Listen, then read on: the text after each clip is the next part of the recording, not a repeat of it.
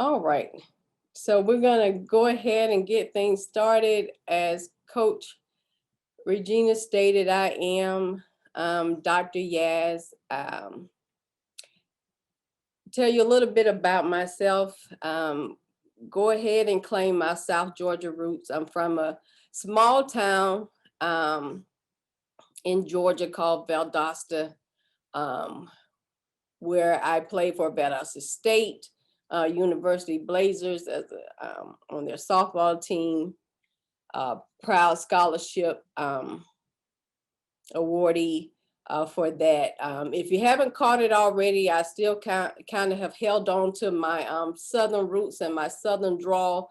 So it's just that we tend to hold on to our words a little bit longer, than we should. So, but also if you hear y'all or mom and them, y'all is just our proper way of saying you all. But it's just my Southern roots, coming out with my y'all and but I learned to be comfortable with my authentic self. And so if you hear y'all coming through, I say that proudly because I'm finally comfortable with that.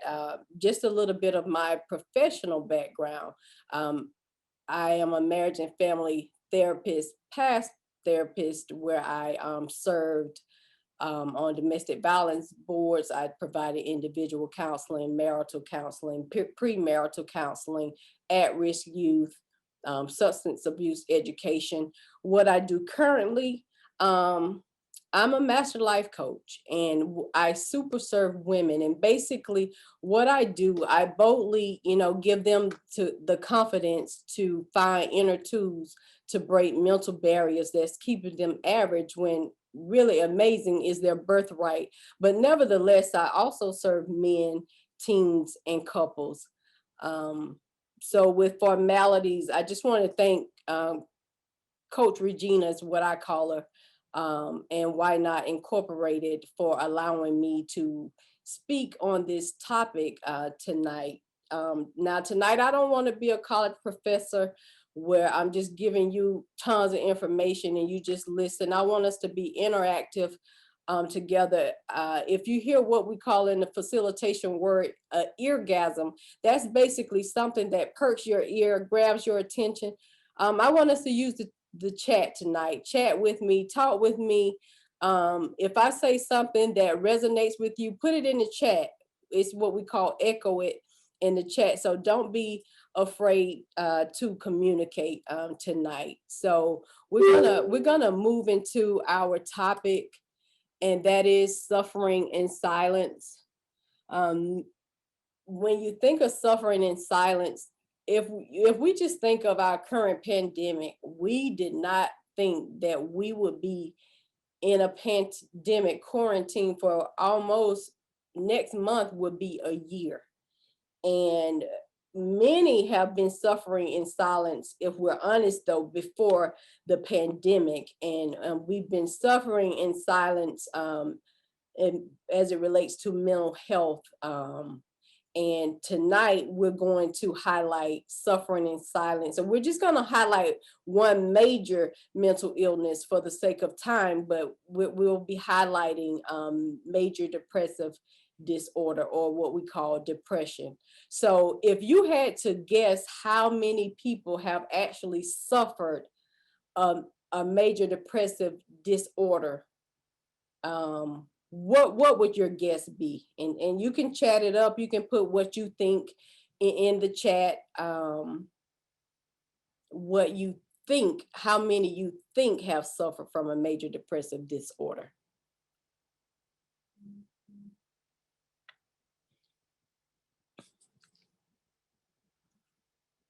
And so if you said, 1 million, 2 million, if you said 3 million, well, actually 17.3 million people in the US have suffered from at least one major depressive episode.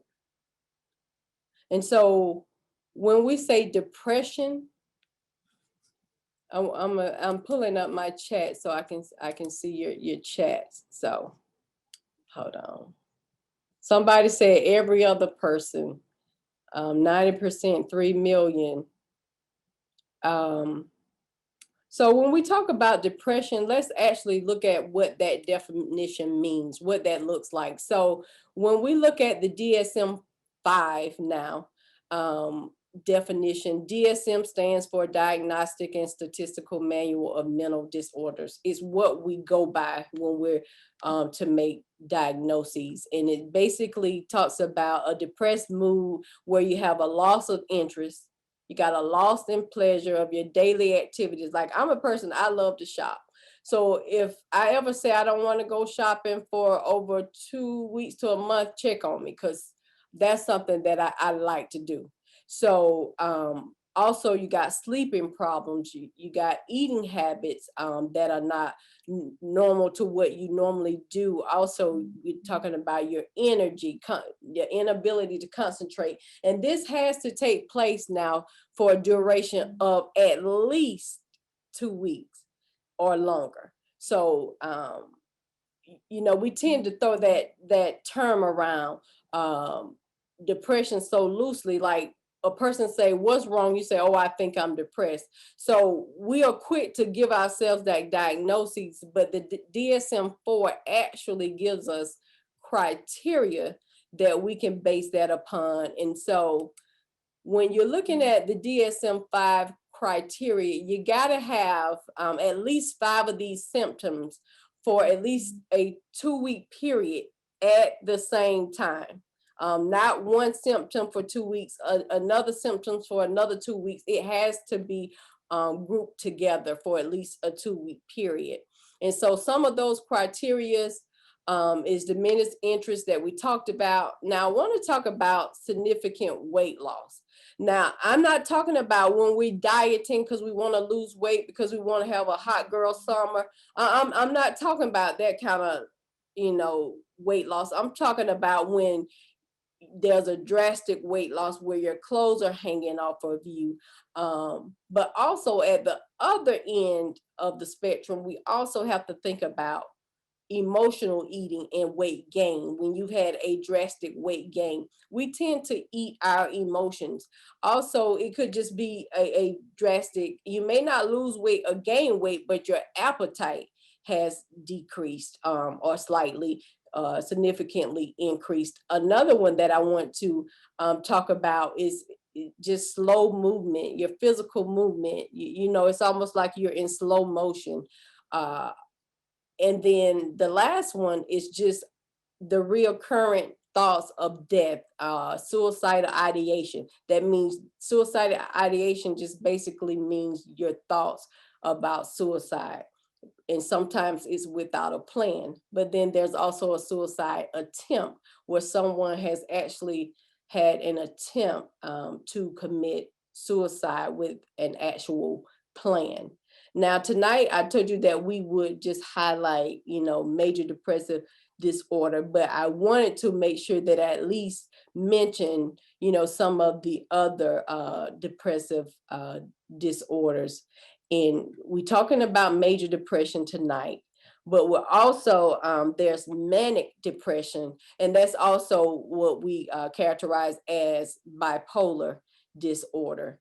And then you have perinatal depression postpartum, and then you have depressive psychosis. And most times with depressive psychosis, you're talking about a person that actually has to be hospitalized due to their symptoms. So, one of the common things that I hear often is, now my mom had depression, or my sister had depression. So what does that mean? Will I get depression too? Is it genetic? Is it environmental?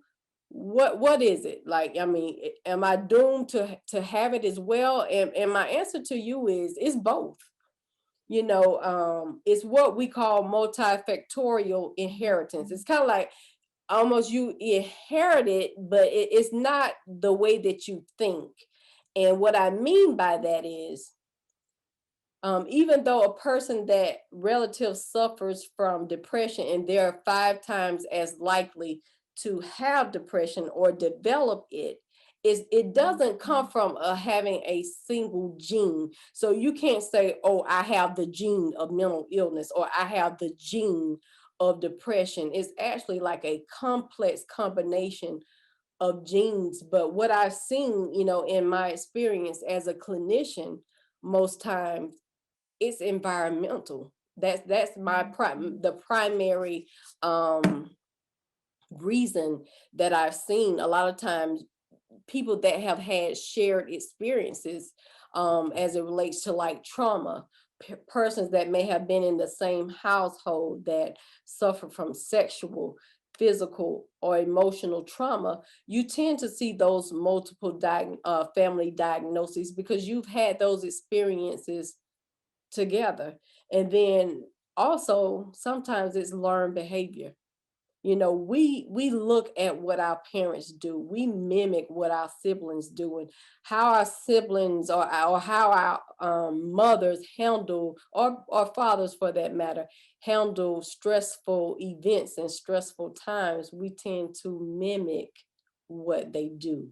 So environmental has definitely a lot to do with it. So now I wanted to make a distinction between two things that we often talk about. We often talk about depression, and then we also talk about being, sadness, or being depressed versus being sad. And I wanted to highlight the distinction between the two. And so when we look at depression, depression is a mental illness. It's a mental health disorder that has been diagnosed, versus sadness. Everybody doesn't experience depression, but everyone experiences sadness. With depression, you may not even know why you're depressed. I don't know. I don't know. I can't tell you why I'm depressed. But see, sadness is triggered from a life event, or something of that nature. Now, so I have a question. So, how many people can remember that first heartbreak? Now, hold up. Before you answer, if you on Zoom or on live with your spouse, and you can't put the one in the chat because they're close by and they just happen to not be your first love, just do a wink. Just wink at me, and I know that you're talking to me. But if you can, freely put a one for yes. If you remember that first heartbreak, put a one in the chat. Let me see some ones. If you remember that first heartbreak, that one that you just knew, you knew, you think your first relationship, you get married, right? Not so much. Now there are some, you got your high school sweethearts, they get married. That was my story. Now, one thing about this life event, it was temporary. Now that day it was the end of the world. And probably had you asked me if I was depressed, yes, I was depressed in my mind. But it was only a life event that was causing me sadness. Because guess what? As soon as I was in class and the next person passed me a note, back then I'm telling my age, but back then when you folded the note and you tucked it in, real cute. It wasn't until I got the next note that somebody, asked me to go out, I was no longer sad. So that's the difference in sadness and depression. So depression is debilitating. It's where it interrupts your daily functioning. You can't get out of bed. Whereas sadness, you may cry, but you still function. And depression lasts much longer than sadness. I promise you, I got over it very quickly about the heartbreak. Um, when we often hear depression, people say, snap out of it. You need to pick yourself up. But do you really know what it means to be depressed? The DSM-5 gave us a definition, but I think this quote truly depicts the epitome of what depression really is. And I often don't read verbatim my slides, but I have to read this one verbatim. And it says, it's so difficult to describe depression to someone who's never been there, because it's not sadness. I know sadness.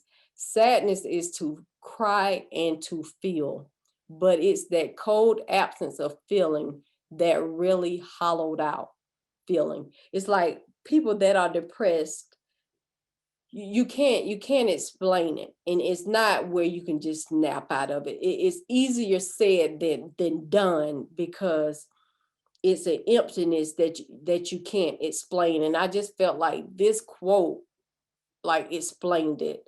um I thought best that it could, for all that may have had a bout with depression. So when we hear suffering in silence, a lot of times we have already thought in our minds what that looks like, what suffering in silence looks like. And so we're gonna play a quick game, I say, of suffering in silence. I have some slides with multiple pictures in it. It's multiple choice game. You can have more than one answer, but I want you to pick um, the pictures that you feel is someone suffering in silence. So we have pictures 1 through 6. I'm going to give you all a moment to tell me in the chat which ones you think are someone suffering in silence.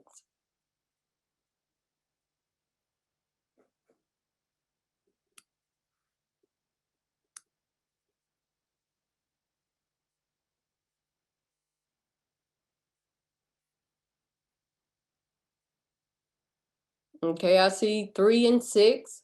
I see 1, 2, 4, and 5. I see 6, 2 and 6, 3 and 6. Somebody said all of them. Okay, okay. So somebody said 4 and 6. All right. So someone said I intended to write 1 and 5. Okay, 1 and 5. So if we're honest, all of them, all of them depict someone who's suffering in silence. Let's start with number 1. He looks like he's probably at the top of his, game in his career. He looks happy. He looks well put together. But the thing is, he's probably a high performer, because that's how he deals with his suffering. He over involves himself with his job. He overindulges in his job, and he works late hours so he doesn't have to face the music, because once you get home, that's when the music starts. And some say how they could all be. So number 2, she's taking her cute photo from the side. But yet she could be suffering in silence. And number 3, that's your commercial person. That's what society will have us to think. This is your, what they quote unquote, poster child for suffering in silence. When actually, number 4, the person who is the happy hour queen, who goes to happy hour faithfully every week with their friends, with their coworkers, and have drinks and smile, and they're the life of the party, but yet they get home and they're suffering in silence. Number 5, the positive person, as we say. Oh, we love having him around because he makes everybody laugh and he's just so happy. But it's really a facade, because he is actually not laughing when he gets home. He's actually suffering in silence, but the next day he puts on his mask as the happy one. Number 6 is another poster child, one that's isolated. So we say, yeah, they're suffering in silence. So my point is, suffering in silence has so many depictions, so many visions to it. It's really not what you think. So, but when we think of suffering in silence and we think of major depression, we go straight to suicide, you know. But tonight I want to highlight something that we don't talk about. Someone that's suffering in silence. I know about the isolation and we know about the weight gain and the weight loss, but tonight I want to highlight something that many sometimes we forget about, and that is self-harm, self-harming behavior. And self-harming behavior is any action where we purposely set out to harm ourselves. Now, when you say, well, it's probably that it's not that big of a deal, but there were 312,000 ER visits reported to self-harming behavior. Now, those are just the ones that were reported. And so what does self-harming behavior looks like? It looks like cutting of the skin. It looks like burning of the skin. Now, cutting of the skin can be the slicing of the wrist. It also could be carving words in the skin. It could be burning of the skin. I've seen clients that have taken the back of an eraser and burn their skin. Not actually with, when we think of burning the skin, we think of a lighter or a match. But sometimes they will take an eraser and scratch their skin, rub their skin until they actually have burn marks in their skin. It can go to the extreme of punching or hitting themselves to inflict pain. Self-harm can look at like excessive use of drugs and or alcohol. And what we have to understand about drugs and alcohol, it's a numbing thing, but it's always temporary. You have a high, but you're always gonna come back down from that high, and then you have yourself poisoning. Now, a couple of things with self-harming behavior. Most time it is with our teenagers that typically engage in the self-harming behavior. Some will even pull out their hair. I've seen where that's one of the ways of self-harm. And you ask yourself, well, why would somebody want to harm themselves? And the reason they do that is because they're distracting themselves from the internal turmoil that's going on inside of them. And so when a person, for instance, if a person has experienced trauma or sexual trauma where they've been taken advantage of, even though it may not make sense to us, sometimes it's their way of gaining control of their body again. And so also on the end of the other spectrum, if someone has um, been a perpetrator towards someone and they have guilt, they sometimes inflict harm on themselves as punishment to themselves. Couple of things to look out for self-harm behavior. If you have a teenager that always wants to wear long sleeve shirts, even in the summer months, and it's burning hot outside, sometimes that's a telltale sign that you have some self-harming behavior. I would take a look at the inside of their arms to see if there's no cutting, making sure that there's no cutting going on. Also, always making sure that they're not, if you finding like unusual things in their rooms, like knives and sharp objects up under their pillows or under their beds, that is signs also of self-harming behavior. And I would suggest that you lock up those type of items in your home if you find that. And so, of course, we would move on to suicide. And the suicide rates are so alarming. More than 100 Americans commit suicide every day.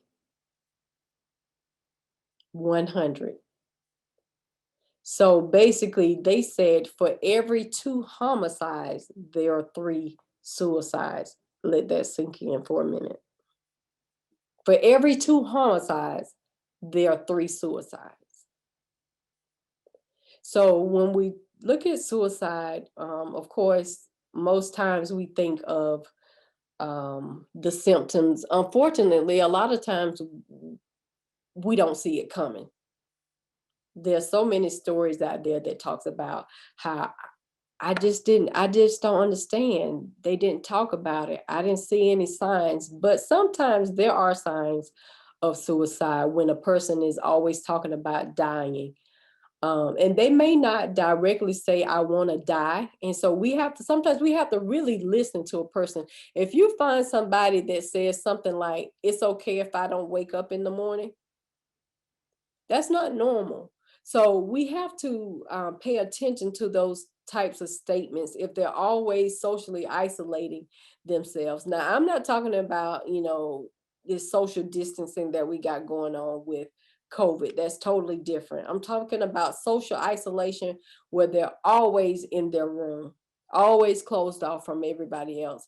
The family is gathering downstairs. They never want to hang out. Sometimes that's a telltale sign. Now, that's also your typical teenager, but I will do me some checks. But I don't knock on doors. I bust in rooms, and I make sure everything is okay. Okay, you're good, and then I'll leave out. This other Another sign is giving away your valuables. They start saying goodbye. It's like, why are they saying goodbye? Those are your telltale signs. So just be, cognizant of some of these symptoms. So, with that being said, I have another quote about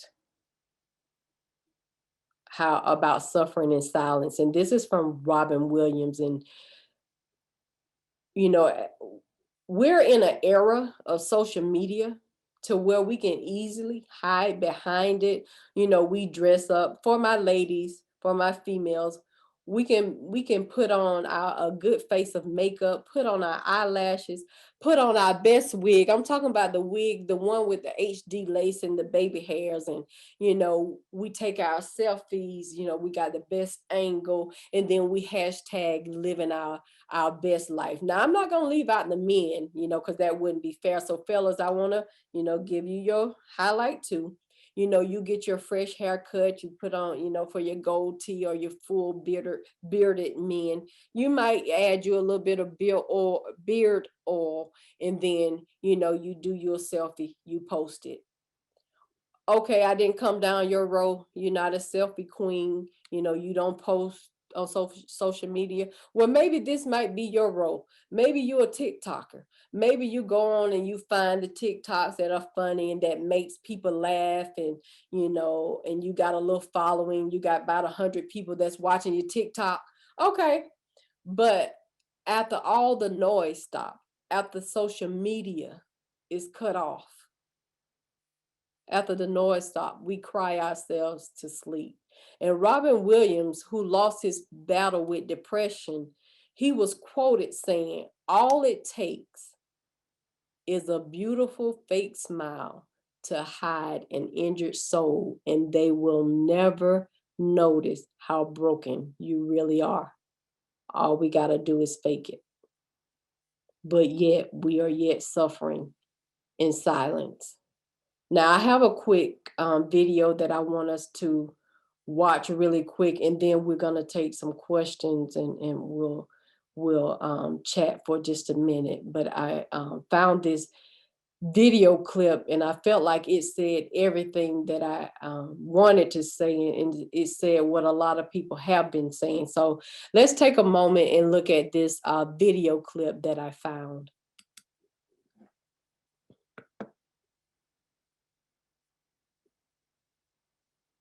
We have this tendency to glaze over and no, like growing up, especially I would hear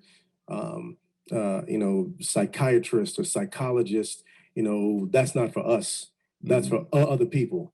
We aren't crazy, we work hard. We said no, it's not crazy, it's okay Yeah. that the weight can be too much Absolutely. because it happens to everyone. Yeah. And especially if you happen to be clinically depressed, Yeah. which the shame and the stigma that surrounds that, when someone looks at you and you say, man, I feel bad, shake it off.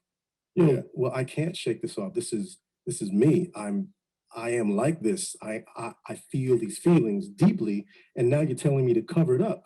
Mm. You've basically given someone a death sentence without even knowing it. Yeah. So just listen to someone. And being in that space, it was on my 40th birthday, my 40th or 41st birthday. I just dropped my daughter off at school, and I was so happy to drop her off. She was leaving to go on a school field trip. And the emotion that I felt as soon as she walked on that door was out of proportion to what I should have been feeling. You know what I mean? That instead of like, bye bye, sweetheart, it's like, she's leaving me, and I just turned 40, and now my life is, and how do I can't do, and I locked myself in my bedroom, and you know, I'm so happy that I could share this with y'all, because there is no shame in me saying this. I'm actually glad, because I'm not there right now. Yeah. I locked myself in the bedroom, didn't want to talk to anyone, didn't answer my phone. All I could do was think these torturous thoughts, how bad I was, how horrible I was, how I don't deserve things, how I'm not worthy, how I'm a sham, how I'm a horrible man, how I don't deserve any happiness in my life. Ironically, the person who tries to put happiness in people's lives, I was condemning myself to a prison of unhappiness. And the thing that pulled me out, Mandy, you know, my ex-wife, my partner, she would not let me sink. My daughter would not let me sink. Yeah. And I love Robin Williams, and he was such an influence on me. And I got to work with Robin, and I thought about Robin, and I thought about his exit. I didn't want that to be me. And the truth is, it could have been. It absolutely could have been. And until I owned up to that and decided to go, I'm going to get help, because everything that I'm doing is merely covering it up. Every time I go to Let's Make a Deal and I'm laughing, I'm covering it up. I'd actually like to laugh for real. And during this time, I wasn't making any music. I didn't want to hear music. I didn't want to be in a car with it. I didn't want you sitting around me, because that made me happy, and I didn't deserve that. And so the fact that I can speak about it today with a light heart, come on, man, that's a win. Yes. Feel good. So if anyone's listening, I know this got a little heavy, you know, but it's real life. Yeah. Just talk to someone. All right. So we've covered a good bit of ground, and I wanted to stop and do a pulse check. Any light bulbs come on? Anybody got any questions about what we've covered so far? And so, Coach, if you see any questions online, or you see someone raising their hand here in the Zoom room, that may have questions or something that they want to elaborate on, or something that just stuck out to them, giving this opportunity for us to kind of chat it up just a little bit.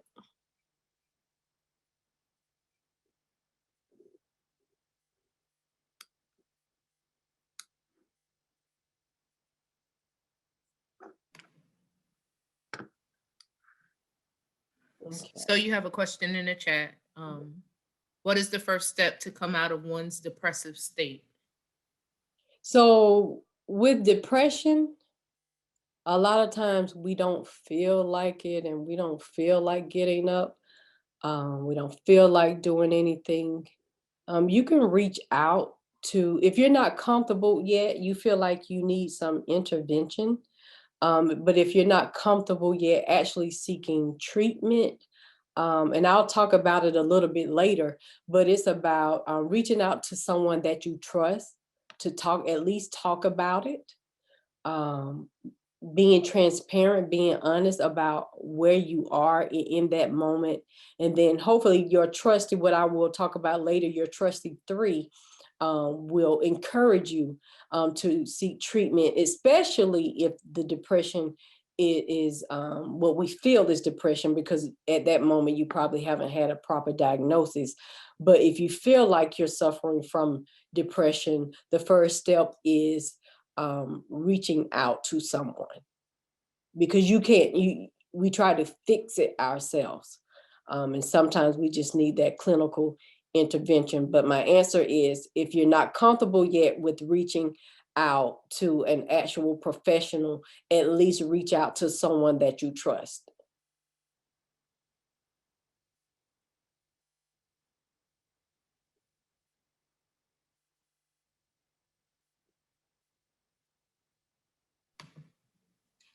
How early in life could someone enter a depressive state? It goes back to that genetics and the environmental. So a child, I've seen children that have suffered from depression, because unfortunately, even at a young age, but most time I didn't see it diagnosed as major depressive disorder. Most time it was what we call dysthymia. When you're talking about the younger generation, as it relates to depression. So, but it can start young, because we can experience trauma young, unfortunately. Do different races handle depression differently? That's a research question that can be it can be opinionated. Um, in a moment, we'll start talking about cultures and how we view mental illness and treatment. So, yes and no. We will learn that a lot of cultures, in some cultures, it's just everyday and acceptable. In other cultures, it is not. Mental illness is shameful. So we may never know that a person has even experienced depression, because you don't talk about it. So to get back to the question though, do they handle it differently? I think it's depending upon the environment that we're in and the What is, behavior. I'm Okay. sorry, what is the best way to approach someone and let them know you are there for them? So most time, a person that's suffering from a mental illness, especially depression, um, may be very defensive, sometimes even a little combative. So we definitely have to come from the place of support. Now, sometimes when we think we're being supportive and we say stuff like, oh, well, you just need to snap out of it, you need to get yourself together. That's not viewed as being supportive. That's almost you commanding me, and I don't feel like it. And so you got to be supportive. Number one, if you don't have rapport with that person and you just Joe Blow coming out the blue, the success rate is gonna be very low. It's got to be somebody that they trust, that they can be transparent and honest with. So that's the approach. Yes, be supportive, but all those other variables play a major part as well. After falling into depression, how does one find motivation again?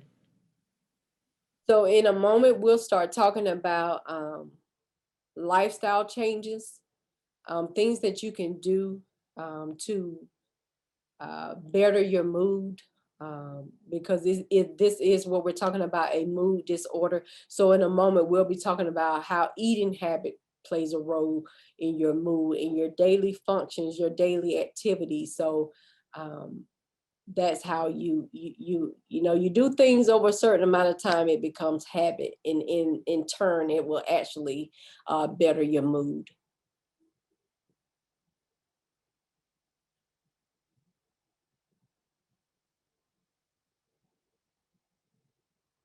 Any more questions out there?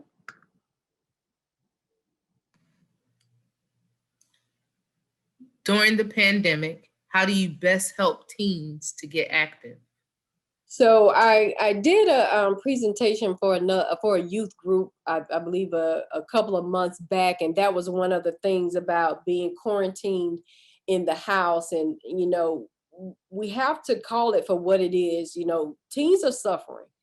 And that they're probably one of our populations that we need to keep close eye on when it relates to suffering in silence. Because one thing, we have teens that are in high school or middle school, elementary school, that normally look forward to being social and can't, as a result of the pandemic. And we got seniors. I have athletes in my home, and you got seniors that will wait into their senior year to have their shine moment, or that opportunity to, get those final looks, and they may not get it. So my suggestion for helping teens to stay active during the pandemic, Zoom right now is your best friend.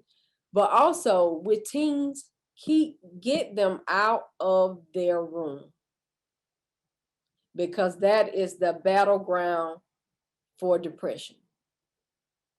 They're secluded, they're isolated. I would say, one thing for us, we have family game night. My family is not volunteer. They don't volunteer for family game night. They're voluntold.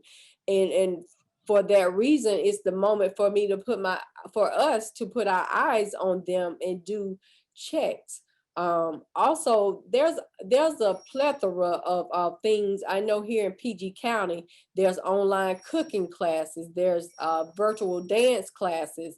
I've even seen for athletes where they're doing virtual training. So it's out there. We just got to step out of the box and be creative when it comes to keeping our teens active. There's book clubs and things of that sort. So there are activities to keep them active for sure. We just have to sometimes research, and also word of mouth, collaborate. You got other parents. I'm a part of a mother's group, and we bounce things off of each other. Hey, have you heard about this coaching class for cooking class for 10-year-olds? So we share the information. So reach out to some friends that you know as well, that can let you know some of the virtual activities that can be safe for your teens.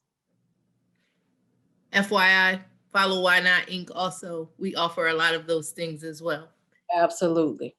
Moving on. Anxiety may be a symptom of depression. Are there ways to get through episodes of anxiety?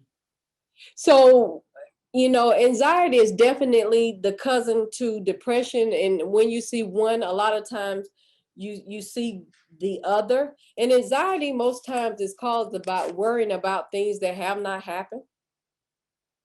And so a lot of times with clients, when I was providing therapy, we focused on the present thing. Most time anxiety is about something that the what ifs. And I was like, well, what if there wasn't a what if? So that's how sometimes you begin to combat anxiety, because most times it's about something that hasn't even happened.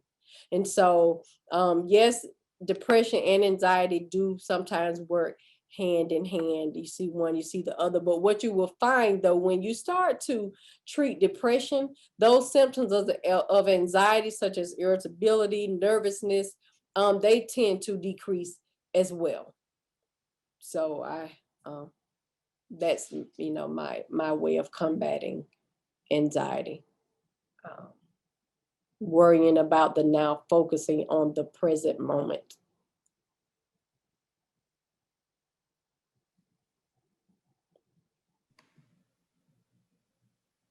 All right, we're good with questions, Coach? Yes, no more in the chat. Okay. All right. Well, we will keep it moving. So earlier, I gave out a number about people suffering in silence, and people suffering from major depressive disorder. Does anybody remember the number that we had out there, that we said the number of people that have suffered a major depressive disorder? Let me see who was listening. Okay, so Eunice, 17 million. Okay, Tish. All right, so I have some good listeners. That's right. 17.3 is what we talked about earlier. 17.3 million have suffered from depression, depressive disorder. And even though we have millions that have suffered, unfortunately, only a few seek services. And why is that? Why only a few people are seeking treatment? Um, if you remember in the video clip, he touched on it a little bit. He talked about the stigma that's associated with mental illness and seeking mental treatment. So tonight I want to highlight the stigmas associated with mental illness and mental treatment. And the stigma surrounding mental illness didn't just start like yesterday. We're talking about ancient Greek times. We're talking about how treated back in people that were back in ancient Greek times were treated like slaves and treated like criminals if they had a mental illness. They were actually put in prison, tortured, and sometimes, unfortunately, even killed. Now, let's move to the Middle Ages, where people who suffer from mental illness, they said that it was punishment from God that they had the mental illness. Now, so let's move to today. Now, we're not imprisoning people when, for just for the sake of having a mental illness, but we're still held captive. We're still held captive to the stigma that's surrounded by mental illness and seeking mental treatment. And unfortunately, as a result of these stigmas, people either delay treatment, there's poor outcome as it relates to treatment, or people just don't seek treatment at all. Someone said the Black church also demonizes mental health issues and labels it as a failure of faith. We'll talk about that in just a moment. So the first one that I wanted that we did kind of highlight, we talked about society and how society views stigma, views mental health and the stigma that comes along with that. You're viewed as being weak. You view, if you want to seek treatment, you're viewed as inferior. Like, why would you need to seek treatment? But I want to move to something that we don't often talk about, and that's the self-stigma. And that's where a person has experienced the mistreatment from society because of a mental illness. And they've begun to internalize that shame. So basically, what has happened is that person has started to drink the Kool-Aid of the stigma that the society has served. And then, the bulk of it, let's talk about cultural stigma. Stigmas and attitudes, they change according to cultural beliefs, and it changes according to religious beliefs. Someone chatted in there earlier about the church community and how it's frowned upon as it relates to seeking treatment. In our minority cultures, we rely heavily on the church.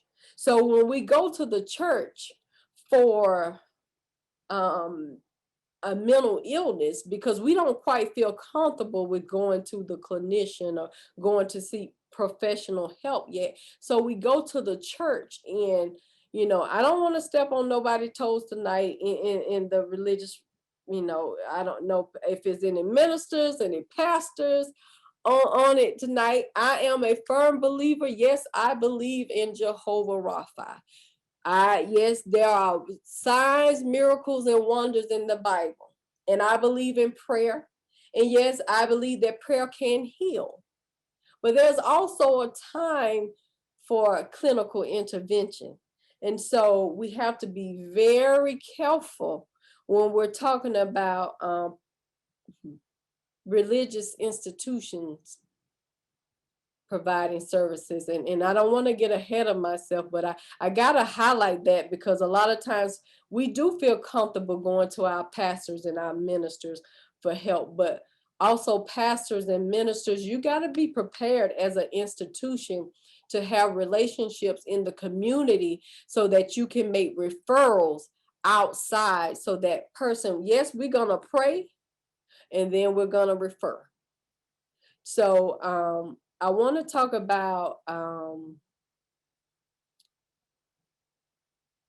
the stigmas in the minority culture, in the Latino community, to say you're mentally ill or you're going to seek mental services, they say, oh no, loco, loco. That means crazy. Oh, you got a mental illness, you're loco. And so they tend to ignore it altogether, the whole package, mental illness, seeking mental treatment. It's a no-go. But also I want to highlight something with, the Mexican and Latino and Puerto Rican, communities. There's another curl in the pig's tail. Not only is there a stigma within their culture, there's also a fear of being deported if they seek treatment because of not being documented. So most time there's either a delay in seeking treatment or they just don't seek it altogether. And so that's something that we have to talk about and think about. And then we can't leave out the African American community, a big minority population. You're talking about a culture that has experienced racism, discrimination, and inequality, and there has been mistreatment merely because of the color of their skin. And so now we're going to add another layer of mental illness. We are cultural where we have overcome a lot. So we are strong, we are courageous, we are resilient. And even in our culture, that's how we developed a stigma to mental illness, because he's saying you don't need to get treatment. We've overcome a lot and we're a strong culture. And you don't need that stuff. Just pray about it. That's what we often say. And a lot of times it's because we're fearful. And I'll talk about how, what we don't know, we're fearful of. And now I've talked about the culture, but let's talk about the stigma that are within families. How many of you have been or know someone of a situation where someone had a mental illness and nobody in the family talked about it? You just didn't talk about it. I'm talking about first cousins, second cousins, immediate family, and you had no idea that people were suffering from mental illness because you don't talk about it. This is our secret. What goes on in our house, we don't talk about. Now, I'm gonna call this cousin Junebug for the sake of this story. We've all had a cousin Junebug that stay with quote unquote grandmother, or for some of us, Madea. Junebug was the adult son that always was in the back room, that never came out, even when you went to visit Madea. And Madea was very protective of Junebug. Nobody ever saw him. And if we had a family gathering that was away from Madea's house that pulled her away, either somebody came and watched Junebug, or if there was nobody to watch him, Madea stayed there with Junebug. Junebug never came to the cookout because there was too much shame that can be shown if Junebug came to the cookout, because Junebug suffered from a mental illness. And if we're honest, a lot of times Junebug did not get the treatment that he needed because we were held captive by the stigma that we developed in our own families. So I want to talk to my men for a moment. A lot of times when we talk about suffering in silence, we go straight to our females. But our men suffer in silence as well. In fact, men, even though females tend to have a higher rate of a depressive diagnosis, men's suicide rates are 3 times higher than women. And why is that? It's because of the narrative that we've created for our men. You provide and you protect. You don't feel. Men don't have feelings. They don't cry. And I'm reminded of a time that I had a meeting with my mentor.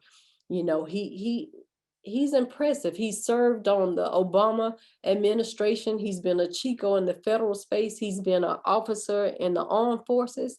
Tough guy. And during one of our sessions, he said, you know, when my father died, I experienced something for the first time. And I'm thinking, you 60 years old. What did you experience for the first time? He said, during my father's funeral,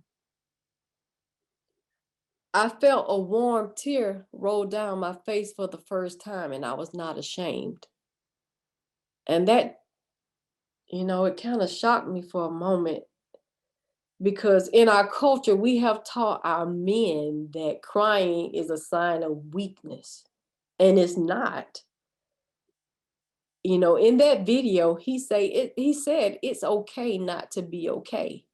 And so that is my hope, that out of this presentation, that we learn that it's okay to say you're not okay. And so with these stigmas also comes your myths about mental health, right? And so some of the myths are people who have mental illness are violent, they're unpredictable. Young people that say they're suffering from mental illness, they're just going through puberty, when in fact, no, we really need to pay attention to that population. We sometimes say, oh, they're just seeking attention. Well, what is that one time that they're seeking attention that they actually harm themselves? So another myth is, as I stated, seeking treatment is a sign of weakness. But lastly, a person with mental illness becomes a non-productive citizen, and that's not so. Research has have shown that people yet are, with the proper treatment, are productive citizens. And so how do we stop these myths, and how do we break this mental how do we break this stigma as it relates to mental health? And so it starts in our home. We gotta normalize it. We gotta educate ourselves on mental illness. What we don't know, we tend to run from. We're fearful. We don't talk about it in our homes, just hush, don't talk about it. But in fact, that's the only way that we're gonna break, the stigma. I tell people, Google is my best friend. If I want to look up something, I want to know something, I Google it. Now, sometimes I might over Google, and I don't try to diagnose myself for a mental illness, but I mess around and have given myself cancer and really had a common cold. So be careful with Google now. Google mental illness, see what it says for face value, but don't be trying to diagnose, yourself, because you'll find yourself on those MedMD sites and you done chatted with something, you leave away thinking you got a major illness and it's just a common cold.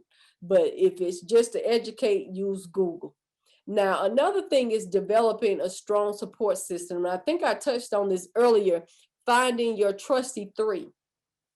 Now, these are 3 people that you can trust with your lowest point, your lowest place, where you can be transparent, you can be vulnerable, and you can be honest. Now, we can all, show that top layer where we just tell a person, I'm struggling a little bit. But no, I'm talking about where you can be transparent enough to say, I think I'm losing my mind. I'm talking about a place where you can have one of those ugly cries with your girlfriend, where she lets you cry on her shoulder, and then your lash end up being right here, and she helps you put your eyelash back on, and then you all hug and you act like it never happened. Those are your trusty 3. Now, fellas, I know you're not having to get your lash put back on, but perhaps you may need that fellow friend that you can be vulnerable with, that you can be transparent, and you might even shed a tear with. And then after it's all over, you all dap it up and you have that support system and you're able to go on with your day. That's your trusty three. That's how you develop your support system. Those three people that you're not worried about being judged, about being your vulnerable place. Now, last thing is we break the stigma by just taking the leap of courage and seeking treatment. Now, I know you're saying, but yeah, but what does that look like? Um, Treatment doesn't always mean that you in straight up into somebody's office. So for the sake of time, I'm gonna breeze through these very quickly. You can have a lifestyle change. Um, Change your daily routine. One of the things I do when I wake up in the morning, the first thing I do is I open my blinds. And I do that because I want to let light in. One thing, darkness and light cannot occupy the same space. I'm gonna say that again. Darkness and light cannot occupy the same space. In other words, if I'm feeling down, I'm going to let some light in so I can start getting positive vibes. Now that was pretty good. Somebody put two snaps in there. Put two snaps in there, because that'll, as the preacher say, that'll preach. So darkness and light cannot occupy. If it can't occupy the same space, I gotta let some light in. So darkness has to leave. So a lot of times what I do is I put positive affirmations on my mirror. So while I'm brushing my teeth, I'm reading these positive affirmations that says, you know, you are fearfully and wonderfully made. You are part of a royal priesthood. You got it going on. You are a boss chick. So as I'm brushing my teeth, I'm putting all these things in my spirit, man. So when I get ready to face the world, I'm already ready. So positive affirmations have an important place when it comes to lifestyle changes. Now, when I talk about coping strategies, things like reading, um, finding some music. Every morning, I have two songs that I use to pump myself up. I don't want you to get the depressive songs that's gonna make you sad. I'm talking about the things that make you want to face the world. Those songs that you feel like you just open up your shirt and you feel like Superwoman. So those are two lifestyle changes and coping strategies. Now let's move to psychotherapy and life coaching.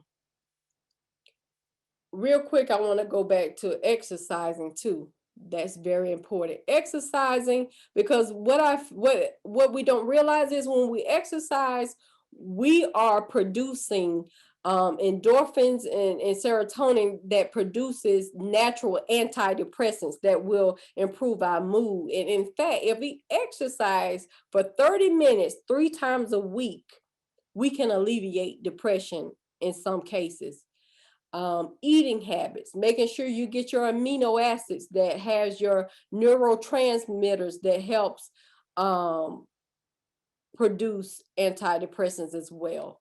So moving on to psychotherapy and life coaching. And I always get, well, what's the difference? What's the difference between a therapist and a life coach? Well, a therapist treats mental illness. They treat past trauma, substance abuse, whereas a coach focuses on your future, your present and future. We are present and future focused, for lack of better words. So we explore your past with you, but we only do that so you can get an understanding of your current life experience and beliefs, so we can get you to your goal from where you are to where you want to be. Now, some people will do both. Some will have therapy, and some have a life coach. Now, there has been times when I've had someone that I've been coaching, and I realized that they have experienced a trauma that they didn't share in the beginning, and so I refer them out and I give them options. They can do their therapy, and when they're done with therapy, we can resume coaching, or they can do both. It's really up to them because they too can work together, but it's totally up to the person. And so I'm gonna jump right on to medication. Having to be prescribed medication is not the end of the world. It's to better your mood, it's to decrease symptoms of depression. It's not the end of the world. But I have to say, take your medicine. Do not say, oh, I'll just take it when I feel sad. No, it has to be consistent. It has to be taken as described. You can't just take it when I have to be around people. Somebody said in the chat, can you please recommend an affirmation app or quotes that we can use and share with youth?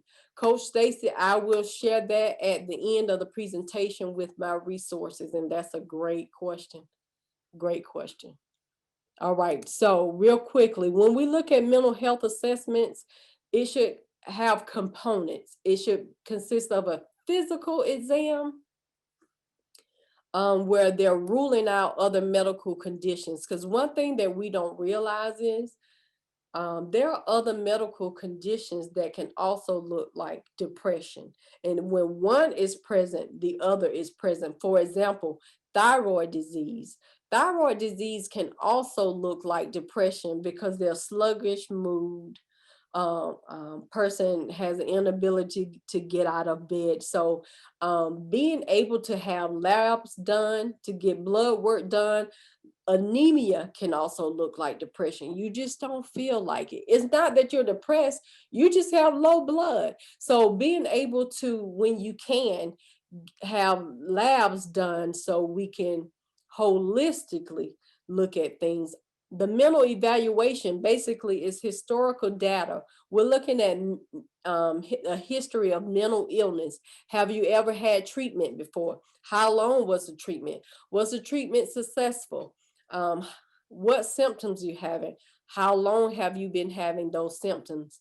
And lastly, your ability to focus, your ability to recall information.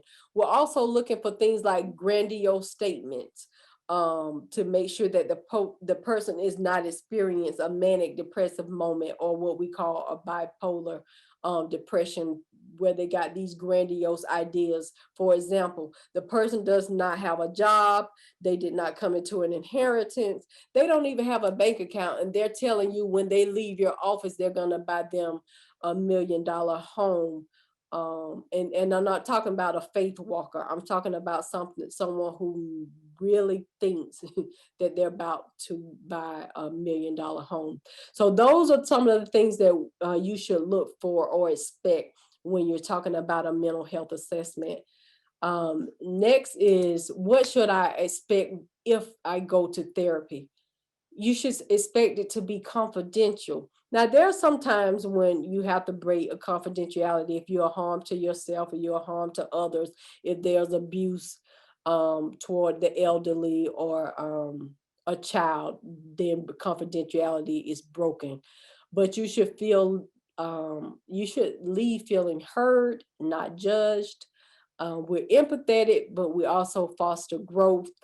And most importantly, making sure that your professional is competent, that they're functioning in their scope of practice of what they say they are expert in, and also that they're culturally competent.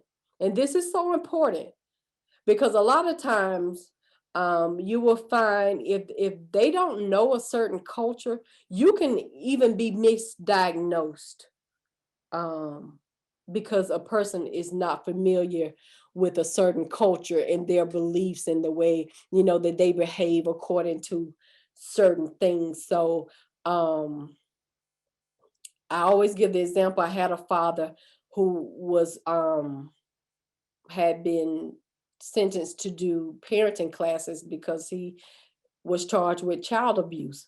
And so I think he was either Chinese, Japanese, one of the two. And so I had to make sure that I understood what parenting looked like for their culture. And in their culture, it didn't look like abuse. So part of my treatment was educating them on how we parent in the US. So it's very important that we are culturally that we see culturally competent clinicians.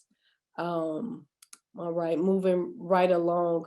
When searching for a therapist, today we got the internet. We have we got psychology today where you can actually go on and look and see what the person looks like on psychology today. And I know some of you went on there and you researched me on there as well. But you can see what they specialize in and see if it's a fit for you. You can also consult your provider directory. Is very important if you can to find a provider that's within your network, because you don't want the barrier between you receiving services is the cost. So you want to put yourself in a place where you're really only paying a copay.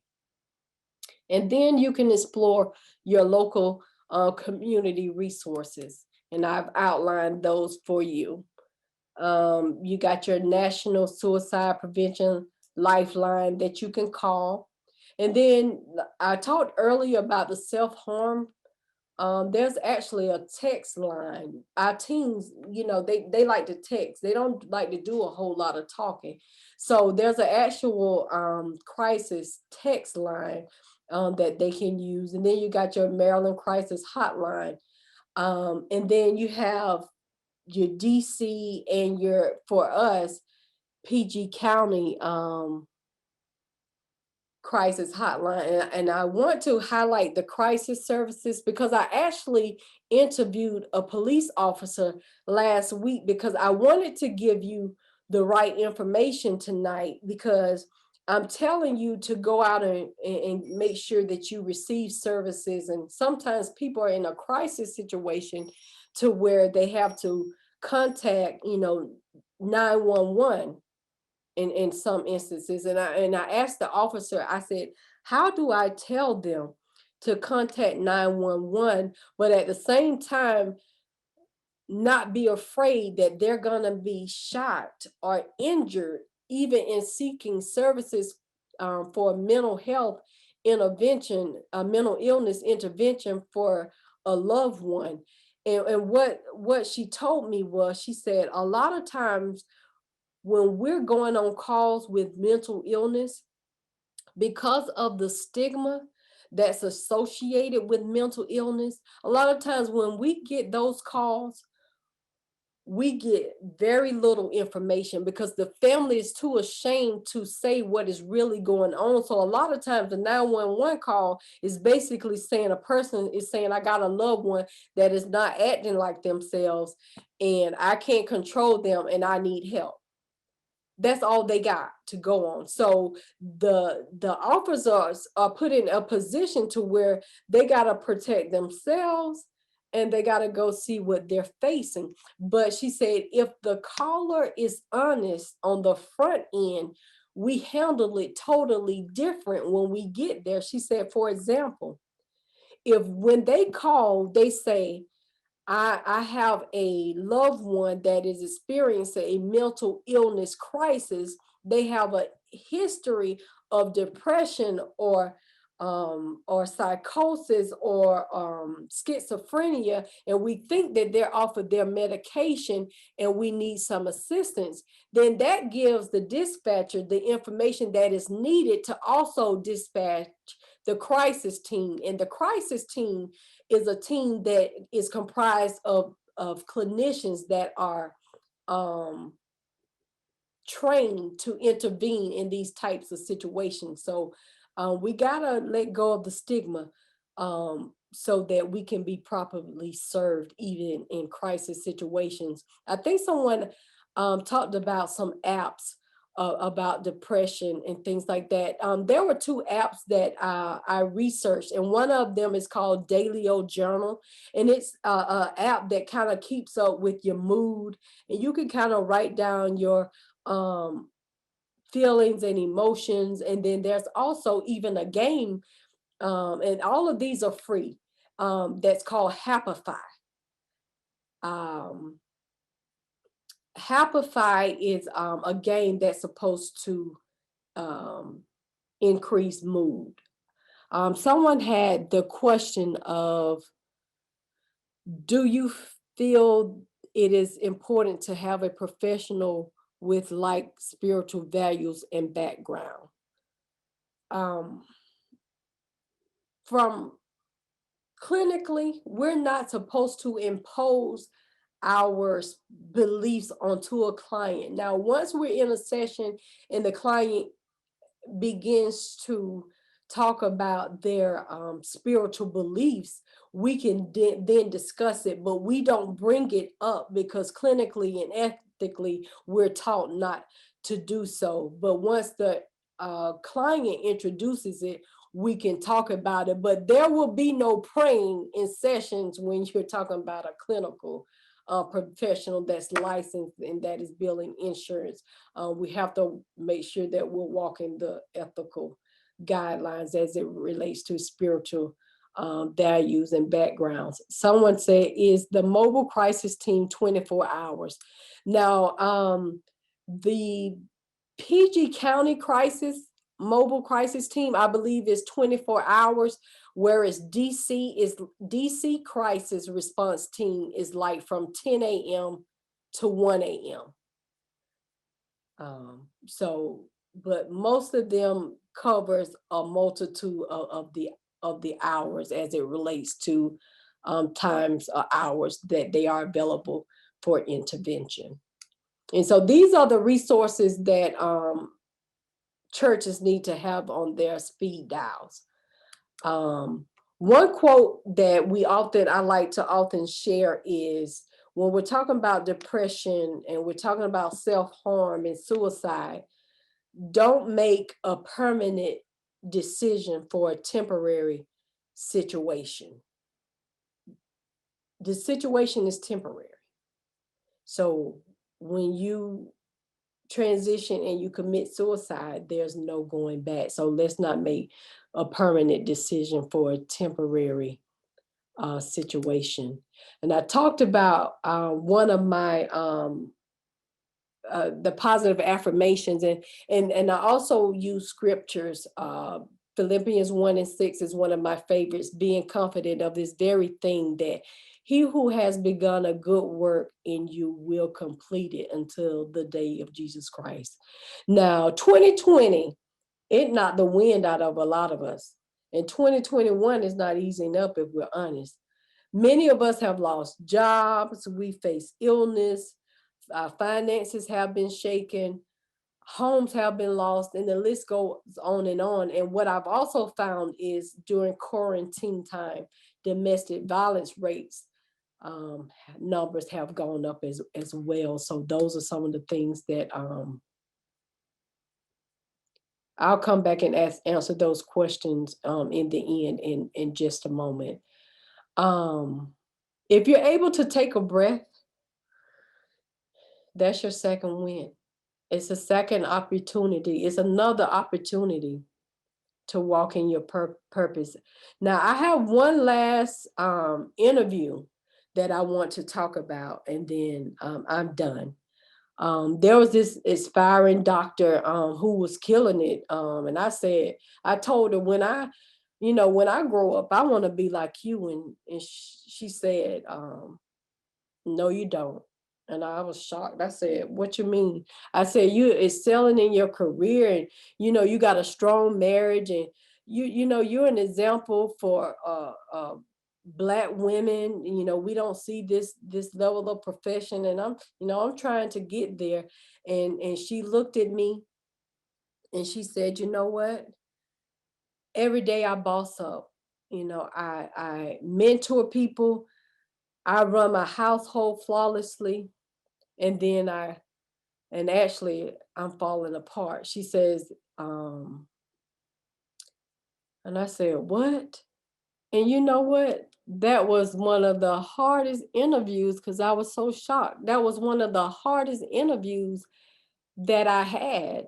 And it was the hardest one because it was an interview with myself. I was falling apart. Now, I was looking flawless on the outside, But what you don't understand is at that time that I'm talking about, that era of my life I'm talking about, my husband had suffered 3 aneurysms and he had had 2 brain surgeries. And at the same time, I had a teenager who was, finding what at that time she was a tween and she was trying to find who she was. And I had a toddler and I had a middle daughter that, fell somewhere in between that. And in the midst of all of that, I was trying to become a doctor. But see, I had become victim to the stigma, the very stigma that I teach about. Because see, I fell to the stigma because of my field of what I do. Here I was a trained therapist, and I couldn't talk myself out of a dark place. And so I became shame. And then I decided, let me find my trusty three. And 2 of my trusty 3 happened to be, one was my oldest sister, and the second was my husband. And I told them, I said, I'm losing my mind. I'm falling apart. I think I'm depressed. And I can tell you, the day I did that, the world was lifted off of me. There was no more shame. I went and I got the treatment that I needed. I was no longer held captive to the stigma that's associated with mental illness. And I learned that it's okay to say you are not okay. So when Coach voluntold me, she didn't tell me, she didn't ask me, I was voluntold about this topic of what I would present.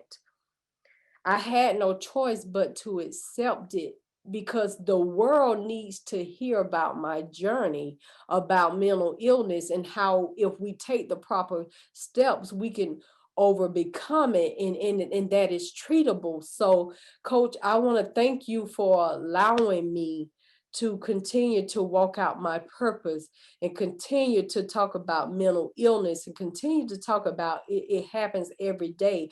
There's no amount of alphabets in the front or the back of your name that will stop you from experiencing. There's no money in the bank. There's celebrities that have suffered from mental illness. So until my last breath, this is my purpose here on earth, to break the stigma of mental illness. Coach, that is my Easter speech, and I will return it back to you. You have one more question. What makes for a good fit when coming to finding a therapist? When it comes to finding a therapist? So one of the first things we have the internet. Like I said, we most times you can Google a person. I've had people Google me that want to coach with me and say, I looked at your picture and said, yeah, I think she'll be a good fit. But also looking at what they specialize in. Most times people will let you know who they super serve. We're capable of serving everybody. But for me, I super serve women because I can relate to them. So it is most times, sometimes you may not find that until you actually with a therapist. And it's okay to say you're not a good fit. They won't be offended because at the end of the day, you have to be comfortable with the process. Because if you don't feel that the therapist is a good fit for you, you won't have a good outcome. So once again, reiterating what they specialize in and the population that they say that they super serve. Are there any more questions before we wrap up? Someone said it isn't easy to find good therapists that accepts insurance. And also some insurance don't cover mental illness. Now, that's kind of 2 parts. So I'll address the first question that says, it isn't easy to find a good therapist that accepts insurance. Now, I have to be honest, a lot of therapists don't want to go through the red tape of insurance. Sometimes, unfortunately, insurance take you through a lot of red tape to get someone approved for. There has to be a diagnosis, and then once you get a diagnosis, you got to have a treatment plan, and then you got to say why the person needs treatment and why they need treatment for this long. That's the game of insurance. So I would say reach out to your provider as it relates to your benefits. And then also, if you can't find the help, they'll always reach out to your local health department, because you will find therapists that sometimes partners with your local health department, and they provide services on a slider scale and sometimes income-based as well. Any other questions? Okay, I don't see any. So first, I'd like to thank you, Dr. Yaz, for accepting the challenge. And I'm not sure I volunteered you. I do think we had a conversation about it, but I'll own it if I did tell you. I'll own it. For all of you who attended, thank you so much for joining Why Not Inc. during this session. If you have not liked and shared Why Not Inc., please follow us on Facebook, follow us on Instagram. We offer a session every other Monday.